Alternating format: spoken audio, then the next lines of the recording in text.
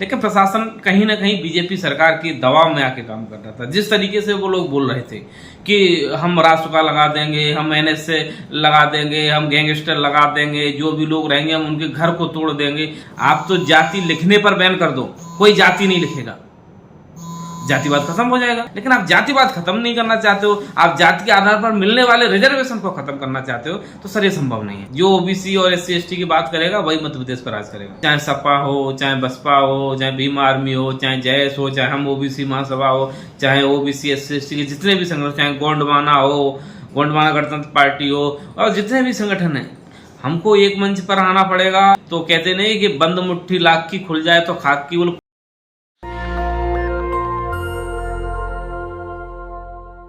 नमस्कार, मैं शंभू कुमार सिंह और आप देख रहे हैं नेशनल दस्तक। मेरे साथ लोकेंद्र गुर्जर हैं। मध्य प्रदेश में चुनाव है, एससी एसटी ओबीसी एसोसिएशन भी चलाते हैं और अभी यूपी के सहारनपुर में गुर्जर समाज ने एक बड़ी रैली निकाली थी।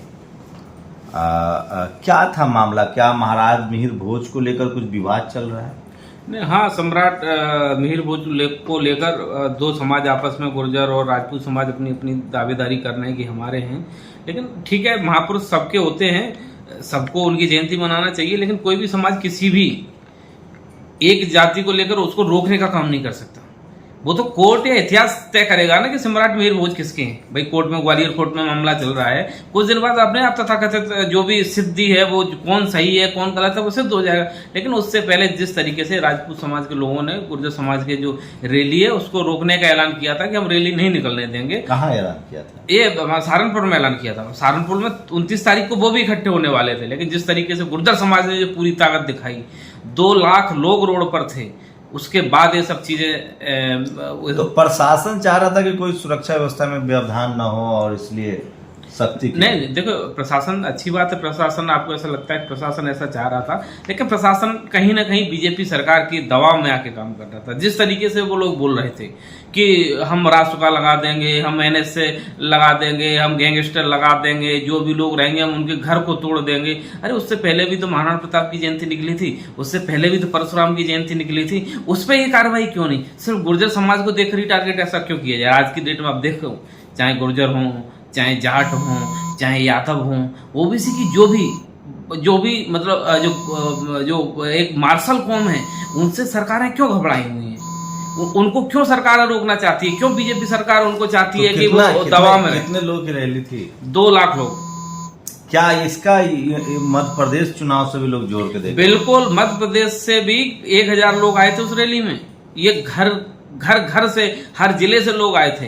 ये जयंत चौधरी जी ने एक ट्वीट भी किया था, आपने पढ़ा होगा, कि किसान कौमों में आक्रोश है। ये सहारनपुर की रैली बताती है कि किसान कौम में जो गुर्जर समाज है वो कितने ताकत के साथ रोड पर आया हुआ है। लेकिन अतुल प्रधान जी को रोका गया। बिल्कुल, आप ये देखिए, एक माननीय विधायक, सम्माननीय विधायक जो लोकसभा में अपनी बात रखते हैं, एक चीफ सेक्रेटरी के इक्वल उनका एक दर्जा होता है, उसको पुलिस वाले उनके हाथ पकड़ के, कुर्ता पकड़ के खींच रहे हैं। ये क्या सरकार है? लेकिन सम्राट मिहिर तो भारत के अभिमान है, शान है, बिल्कुल। उसको लेकर जातियों में विवाद क्यों गहरा जा रहा है? नहीं, गुर्जर समाज ने कभी भी अपनी तरफ से विवाद को लेकर शुरुआत नहीं की। कईयों सालों से हम लोग जयंती मना रहे हैं। आप देखो, नोएडा में जाके देखना, ग्रेटर नोएडा में मिहिर भोज के नाम से कॉलेज बना हुआ है, डिग्री कॉलेज बना हुआ है, कितने साल पहले। अब इतने दिन बाद क्यों याद आ रही है आपको? उससे पहले कहाँ थे आप? हम तो यही कहेंगे, अभी भी समय है, आप क्रिया मत करिए, आपको प्रतिक्रिया नहीं मिलेगी। समाज को जोड़िए, एक साथ लेके चलिए आप। लेकिन जिस दिन आप क्रिया देना बंद नहीं करोगे तो गुर्जर समाज की तरफ से प्रतिक्रिया आपको मिलती रहेगी।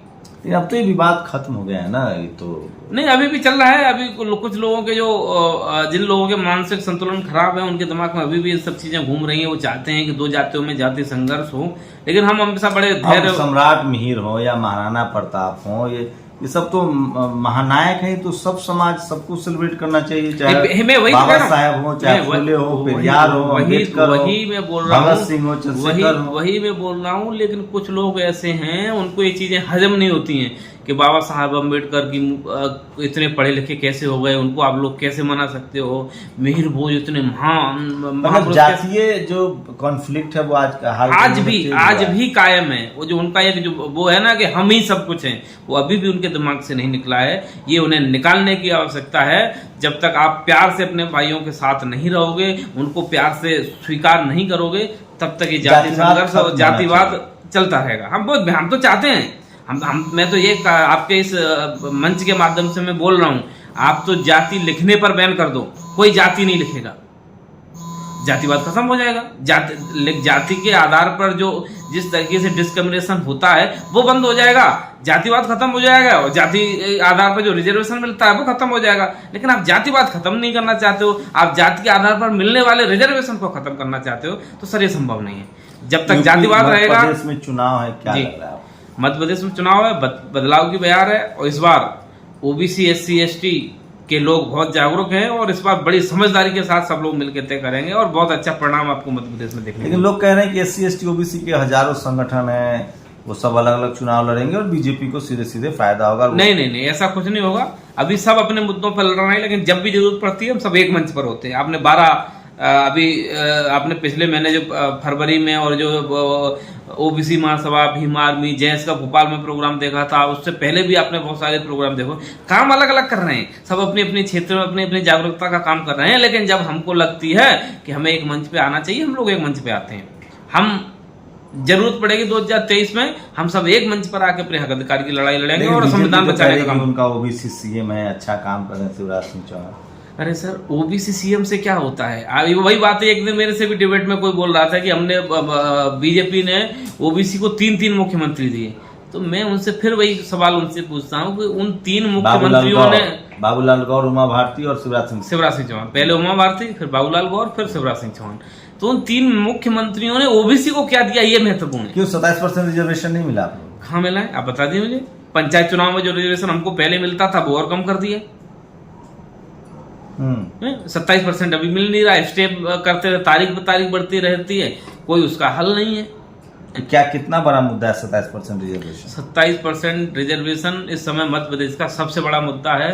चाहे सरकार हो चाहे विपक्ष हो, सबकी गले का फांस बना हुआ है। लेकिन इस बार जो इसकी बात करेगा, 27% की बात करेगा, ओबीसी के बैकलॉग की बात करेगा, ओबीसी के बिजनेसमैनों के लिए अलग से पॉलिसीज बनाने की बात करेगा कि हम उनके बिजनेस जो लीडर हैं, जो यंग लोग हैं, जो एंटरप्रेन्योर्स हैं, जो कुछ बिजनेस करना चाहते हैं, उनके लिए क्या पॉलिसीज अलग से बना रहे हो, इसी के लिए हैं। आप उनका जो बैकलॉग खाली पड़ा है, आप उनको कितना दे रहे हो हैं। प्राइवेटाइजेशन में जो जिस तरीके से जो नौकरियां चली गई हैं, उनको आप कितनी जल्दी भर रहे हो, और जो भी आपने जो कॉन्ट्रैक्ट बेस पे जो लोग रखते हैं उनमें ओबीसी और SC ST को प्रतिनिधित्व दे रहे हो कि नहीं दे रहे हो। ये सब मुद्दे इस बार मध्य प्रदेश के चुनाव में होंगे, और इस बार का चुनाव इसी पर सेक्शन का रिजर्वेशन लागू कर दिया गया जी।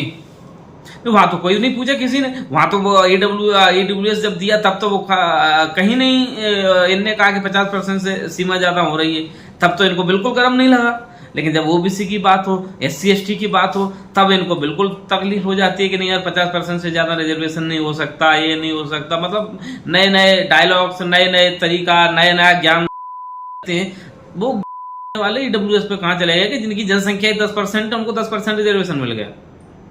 तो क्या लगता है ओवरऑल इस बार बीजेपी और कांग्रेस में मुकाबला रहेगा मध्य प्रदेश में? ये नहीं कह सकते अभी। इस बार जो ओबीसी और SC ST के सामाजिक संगठन है वो तय करेंगे किसकी सरकार बनेगी। जो ओबीसी और SC ST की बात करेगा वही मध्य प्रदेश पर राज करेगा, ये लग रहा है। बिल्कुल, जरूरत पड़ी तो थर्ड फ्रंट बना के भी हम अपनी ताकत बनाएंगे। और जाति जनगणना कितना बड़ा मुद्दा है? जाति जनगणना तो हमेशा से सबसे बड़ा मुद्दा रहा है कि जब तक आप किसी की गिनती नहीं करोगे, जब तक उनकी जनसंख्या नहीं बताओगे, तो उनको हक अधिकार दोगे कहां से। जाति जनगणना तो पहला प्राथमिक मुद्दा है हमारा।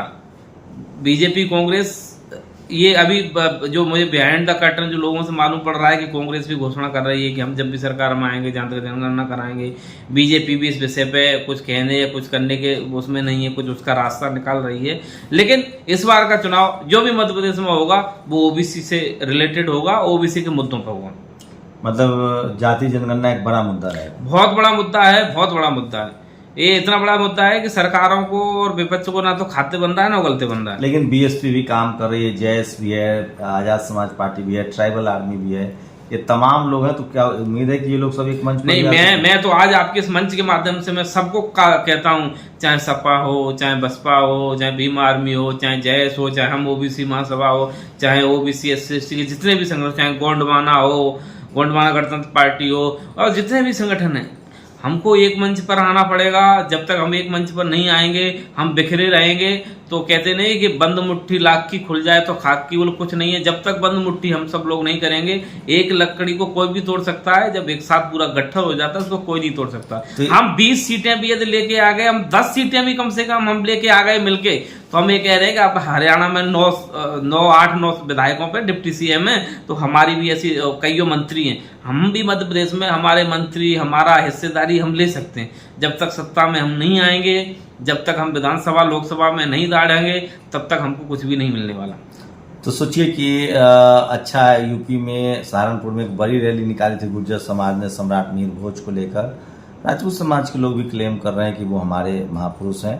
मुझे लगता है कि महापुरुषों की जाति तो कम से कम नहीं देखी जानी चाहिए। महापुरुष तो देश के होते हैं, मानवता के होते हैं। इस विवाद को पर भी लगातार लोग, पिछली बार डिस्कशन हुआ था, मैं फिर कह रहा हूँ, अगर आप एक मजबूत मुल्क चाहते हैं तो इस देश से जातिवाद को खत्म करना होगा और आपसी भाईचारे को कहीं ना कहीं बढ़ाना होगा। शुक्रिया लोकेंद्र, हमसे बातचीत करने के लिए।